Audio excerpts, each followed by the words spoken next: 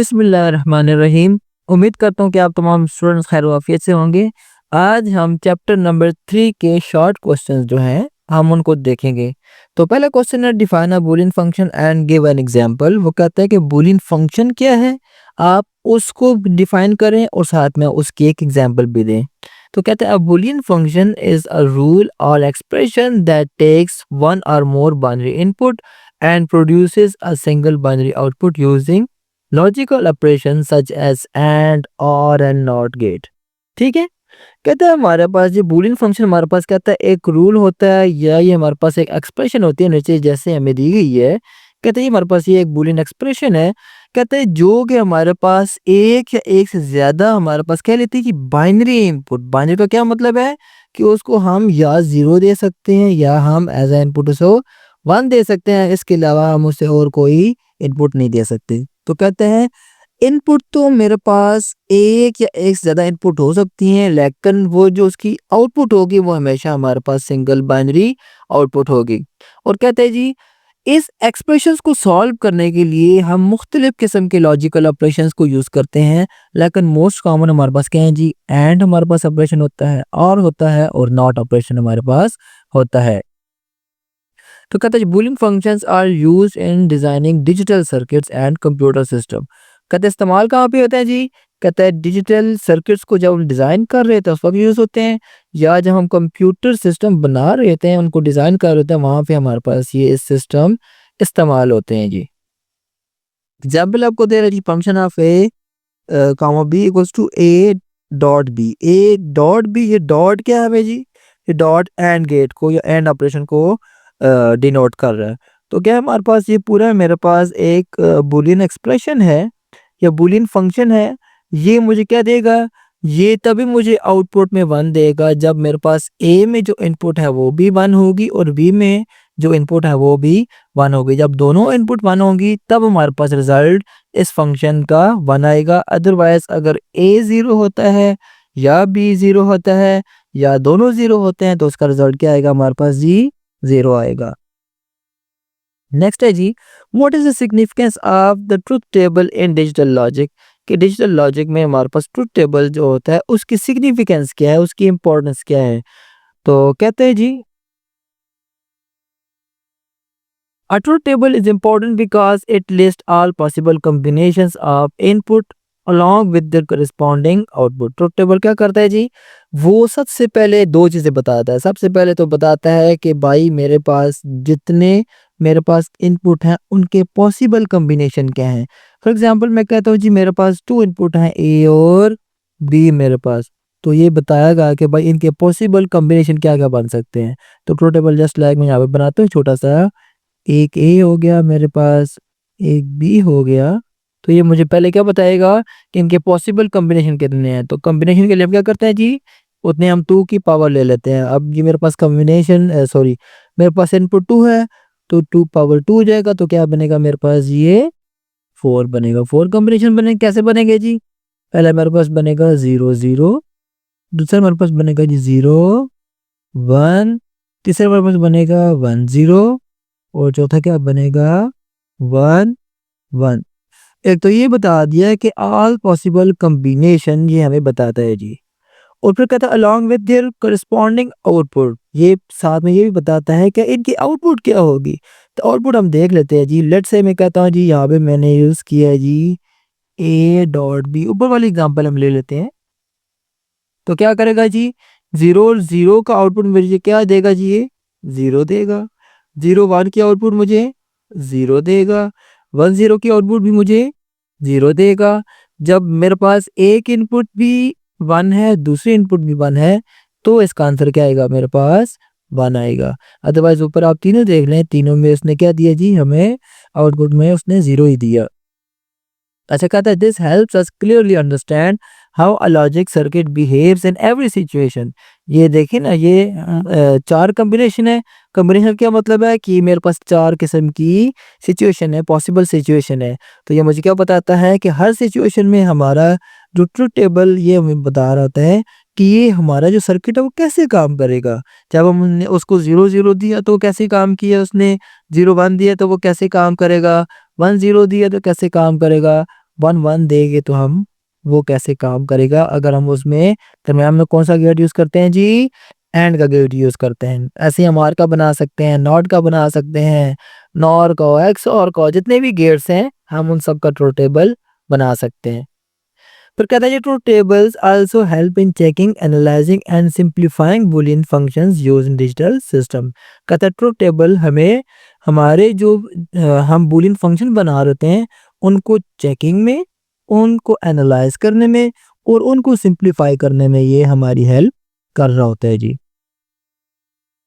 Next हमारे पास है explain the difference between analog and digital signal. दोनों में डिफरेंस क्या है जी, देखते हैं जी।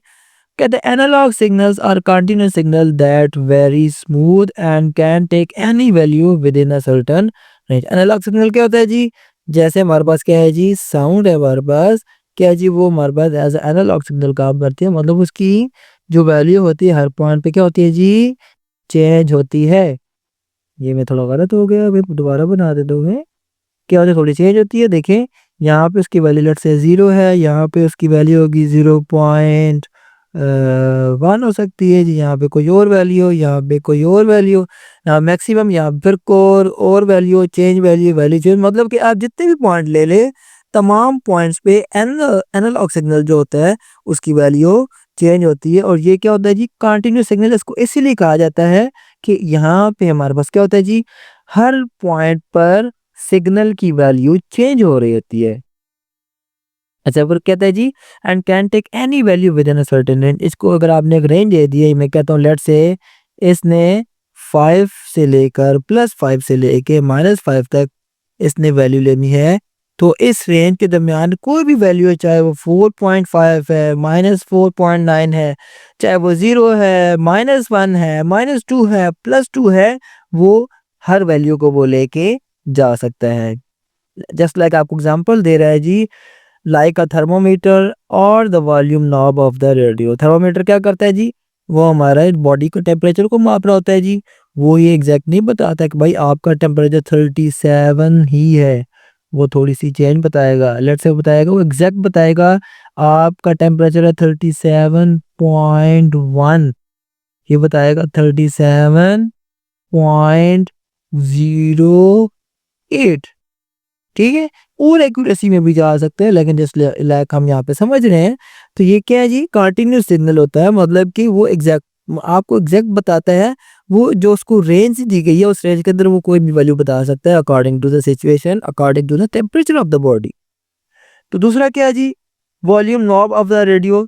अब हमारे पास जो पुराने रेडियो होते थे, अगर आपने देखे हो तो क्या होते थे जी, वो इस तरह हमारे पास रेडियो होते थे जी, ये जस्ट लाइक मेरे पास ये रेडियो है, इसके यहाँ पर हमारे पास क्या होता था जी, एक छोटी सी हमारे पास एक डिस्प्ले होता था, वहाँ पे मुख्तलिफ वो वैल्यू बता रहा होता था, ठीक है, ये वैल्यू लगी होती थी। और यहाँ पे क्या होता था, एक गोल सा बटन होता था, ठीक है, उस बटन को हम एक तरफ हम घुमाते जाते थे तो यहाँ पे एक नीडल होती थी, वो आगे पीछे घूमती रहती थी, तो जितना आगे पीछे घूमती थी तो वो ऐसे ऐसे वो रेडियो को सर्च कर रही थी। तो कहता है जी वो भी हमारे पास क्या था जी, कंटिन्यूस सिग्नल की तरह, वो एग्जैक्ट एक जगह पर ठहरता नहीं था, वो हमारे पास क्या, तो वो चेंज होता रहता था जब हम उसको चेंज करते थे। तो क्या है जी, ये भी हमारे पास क्या है जी, ये हमारे पास एनालॉग सिग्नल की एग्जांपल है कि वो हमारे पास एग्जैक्ट वैल्यू नहीं लेता। जैसे जैसे हमारे पास ये नीडल आगे पीछे होती है, हम नॉब को हम क्या करते हैं जी, इसको हम घुमाते हैं, रोटेट करते हैं, तो वैसे ही हमारे पास क्या होता है जी, ये हमारे पास की वैल्यू चेंज होती रहती है। और सॉरी यहाँ पे वैल्यू को बता रहे हैं। अच्छा जो चीज़ मैं आपको बता रहा था वो पुराने रेडियो में होती थी, जब हम फ्रीक्वेंसी को चेंज कर रहे होते थे, ठीक है, जब हम रेडियो की फ्रीक्वेंसी होती है, हर रेडियो की, हर रेडियो स्टेशन की, उसकी फ्रीक्वेंसी को चेंज करने के लिए हम हमारे पास एक नॉब होती थी, हम उसको रोटेट करते थे। यहाँ पे क्या है जी, वॉल्यूम नॉब, वॉल्यूम नॉब भी हमारे पास है, तो बहुत ही कॉमन है, किसी भी आप रेडियो में देख ले जो पुराने रेडियो एनालॉग हैं, उसे हमारे पास एक बटन सा होता है सा, हमारे पास गोल सा, वो भी हमारे पास, हम उसको अगर रोटेट कर देते तो उससे वॉल्यूम चेंज होता है, वॉल्यूम बढ़ता है, वॉल्यूम कम होता है। तो हमारे पास क्या है जी, ये भी हमारे पास एनालॉग सिग्नल की एग्जांपल है, क्योंकि हमारे पास क्या है जी, एग्जैक्ट हम ये नहीं बताते कि भाई तुम 6 पे वॉल्यूम कर दो, 5 पे कर दो, हम उसको जस्ट लाइक थोड़ा सा घुमाते हैं अपने अकॉर्डिंग हम उस वॉल्यूम को हम एडजस्ट कर लेते हैं। नेक्स्ट हमारे पास डिजिटल सिग्नल कहता है जी on the other hand we have only two fixed values 0 and 1। Digital signal में क्या होता है जी, उसमें जस्ट लाइक हमारे पास टू वैल्यूज होती हैं, उसमें कोई तीसरी वैल्यू नहीं होती। ठीक है, हमारे पास अगर सिग्नल ऊपर जा रहा है तो वो 1 को रिप्रेजेंट करेगा, अगर सिग्नल हमारे पास डाउन में मूव कर रहा है तो वो 0 को रिप्रेजेंट करेगा। इनके दरमियान हमारे पास तीसरी कोई भी वैल्यू नहीं होगी। These signals are used in computers and digital devices because they are easier to process, store and transmit with high accuracy। अच्छा कहता है ये सिग्नल जो है ये हम कहाँ पे यूज़ कर रहे थे, कंप्यूटर्स के अंदर यूज़ कर रहे हैं और डिजिटल डिवाइसेस के अंदर, मतलब कंप्यूटर के साथ साथ जो दूसरी डिजिटल डिवाइसेस है जस्ट लाइक हमारे पास होता है जी मोबाइल फ़ोन है, स्मार्ट वॉचेस हैं, हमारे पास आजकल टीवी आ गए हैं, स्मार्ट टीवी आ गई हैं, उन सब में हमारे पास ये डिजिटल सिग्नल यूज़ होते हैं। क्यों यूज़ होते हैं? कहता है जी इनको प्रोसेस करना ईज़ी होता है। आपको बताया था मैंने ना कि हमारा कंप्यूटर क्या है जी, वो सिर्फ़ 0 एंड 1 की लैंग्वेज को समझता है, वो किसी इंग्लिश को नहीं जानता, ठीक है? वो ये किसी उर्दू को नहीं जानता, वो किसी पर्शियन लैंग्वेज को नहीं जानता, वो किसी भी लैंग्वेज को नहीं जानता, वो जस्ट लाइक किसको समझता है जी, वो बाइनरी लैंग्वेज को समझता है जो कि 0 एंड 1 पे मुश्तमिल होती है। तो ये सिग्नल भी बाइनरी डाटा के साथ ही जा रहा होता है, इसलिए कहता है इसको प्रोसेस करना आसान होता है कंप्यूटर के लिए। इसी तरीके से कंप्यूटर अपने अंदर जो डाटा स्टोर करता है, वो भी किसकी फॉर्म में करता है, वो भी 0 एंड 1 की सूरत में करता है। तो कहता है जी और जब डाटा ट्रांसमिट हो रहा होता है तो अगर हमें हाई एक्यूरेसी चाहिए तो उसके लिए भी हम डिजिटल सिग्नल को यूज़ कर रहे होते हैं। नेक्स्ट क्वेश्चन है हमारे पास जी, describe the function of a not gate with its truth table. कि हमारे पास नॉट गेट क्या है जी और उसका ट्रूथ टेबल भी हमें बताना है। तो कहते हैं not gate is a basic logic gate that reverses or invert its input signal. Not gate simply हमारे पास क्या करता है जी कि उसको आप जो भी इनपुट आप देते हैं उसको वो चेंज करके दे देता है। जिस तरह छोटे बच्चे नहीं होते, वो आप उनको जिस काम से मना करो वो वही काम जानबूझ के दोबारा कर रहे होते हैं। तो यही काम हमारे पास ये नॉट गेट भी करता है। इसको आप जो चीज़ दो, इसको 0 दोगे तो उसको 1 बना देगा, 1 दोगे तो ये इसको क्या कर देगा, 0 में कन्वर्ट कर देगा। ये नीचे बता भी रहा है, if the input is 0 the output becomes 1 and if the input is 1 the output becomes 0। 0 दोगे तो आपको 1 देगा, 1 आप इसको इनपुट दोगे तो ये आपको 0 आउटपुट देगा। It is also called an inverter and is used where opposite signals are needed. कहते हैं इसको हम इन्वर्टर भी कहते हैं, इसी वजह से ये क्या कर रहा होता है, इन्वर्ट कर रहा होता है, चेंज कर रहा होता है सिग्नल को। और कहता है ये हम वहाँ पे यूज़ करते हैं जहाँ पे हमें सिग्नल का अपोजिट हमें चाहिए होता है। नीचे हमारे पास इसका ट्रुथ टेबल है जी, ये हमारे पास क्या है जी, इनपुट है और आगे हमारे पास क्या है जी, इसकी आउटपुट है। तो क्या है जी, आप देख सकते हैं जी कि उसको हमने 0 दिया तो उसने उसको इन्वर्ट करके 1 बना दिया और जब हमने इसको 1 दिया तो उसने उसको इन्वर्ट करके 0 बना दिया। लास्ट क्वेश्चन हमारे पास जी, what is the purpose of a Karnaugh map in simplifying Boolean expression. के कार्नफ मैप जो होता है उसका पर्पस क्या होता है, वो बूलियन फंक्शन को कैसे सिंप्लीफाई कर रहा होता है, क्या मकसद होता है बूलियन फंक्शंस को एक्सप्रेशंस को सिंप्लीफाई करने का। तो कहते हैं जी Karnaugh map is used to simplify Boolean expressions by arranging values in a visual grid. कहते हैं कार्नफ मैप हमारे पास क्या करता है, बूलियन फंक्शंस को या बूलियन एक्सप्रेशन को सिंप्लीफाई कर रहा होता है। कैसे उनको सिंप्लीफाई करता है, उनको क्या करता है जी, उनको विजुअल ग्रिड में अरेंज कर रहा होता है। ठीक है, जैसे हमने देखा था कि हमारे पास दो हमारे पास है, तो हमारे पास क्या आएगा जी, दो इनपुट हैं, एक हमारे पास पहले हमारे पास ए नॉट आएगा, फिर हमारे पास क्या आएगा जी, ए आएगा। ठीक है, ऐसे ऐसे ही नीचे मेरे पास क्या आएगा जी, बी नॉट आएगा या बी प्राइम आएगा, नीचे मेरे पास बी आएगा और ये मेरे पास क्या बनेगा, यहाँ पर एक टेबल बनेगा। ठीक है, सही है। इसका क्या नाम है, इसको हम कहते हैं जी विजुअल ग्रिड, या हम इसको टेबल भी कह देते हैं। It allows us to group adjacent ones और zeros, making it easier to reduce long or complicated Boolean expressions into shorter, more efficient ones। ये क्या कर रहा था जी, कहते हैं ये हमारे पास क्या करता है जी, एडजेसेंट वंस जो होते हैं या ज़ीरोस होते हैं, कहते हैं उनका ग्रुप बना रहा होता है। जैसे हमारे पास क्या होता है जी, ये हमारे पास के जो बूलियन हमारे पास एक्सप्रेशन होते हैं जो कॉम्प्लिकेटेड होते हैं, वो हमारे पास शॉर्टर और ज़्यादा एफिशिएंट वे में हमारे पास निकल के आते हैं। लेकिन आपने ये चीज़ नोट की होगी कि हमारे पास उनका रिज़ल्ट हमेशा हमारे पास सेम ही आता है। और ये चीज़ जब मैंने आपको कॉर्नफ मैप पढ़ाया था, तो उसमें आपको मैं ये चीज़ मैंने आपको प्रूफ भी करके बताई थी। उसका लिंक आपके मेरे यूट्यूब चैनल पे मौजूद है, आप उसको चेक भी कर सकते हैं। आप खुद से भी कोई कार्नफ मैप बना के देख सकते हैं। पहले आप खुद से कोई एक्सप्रेशन बनाएँ, इसके बाद आप उसको कार्नफ मैप के ज़रिए सिम्प्लीफाई करें। सिम्प्लीफाई करने के बाद आप उसका दोबारा से आप ट्रुथ टेबल बनाएँ, तो आप देखेंगे दोनों का हमारे पास जो एंड रिज़ल्ट आएगा वो दोनों का सेम आएगा। लेकिन आप जो पहले करेंगे वो बहुत ज़्यादा लेंथी ट्रुथ टेबल बनेगा, और जब आप कार्नफ मैप के ज़रिए सॉल्व करेंगे तो वो उससे काफ़ी ज़्यादा सिम्प्लीफाई होगा। अच्छा कहता है जी, अच्छा कॉम्प्लिकेट, अच्छा शॉर्टर एंड मोर एफिशिएंट, अच्छा फिर कहता है this helps in designing simpler and cost effective digital circuits. और कहता है इससे हमारे पास क्या होता है जी, जो हम डिजिटल सर्किट बना रहे होते हैं उसमें हमारे पास क्या होता है जी, हमारे पास वो उसको हम सिंपल बना सकते हैं, उसको कॉस्ट इफेक्टिव बना सकते हैं। सिंपल कैसे बनाते हैं, अब मेरे पास क्या है जी, एक मेरे पास ये एक पॉइंट ए है, मेरे पास क्या है जी दूसरा पॉइंट मेरे पास क्या है जी बी है।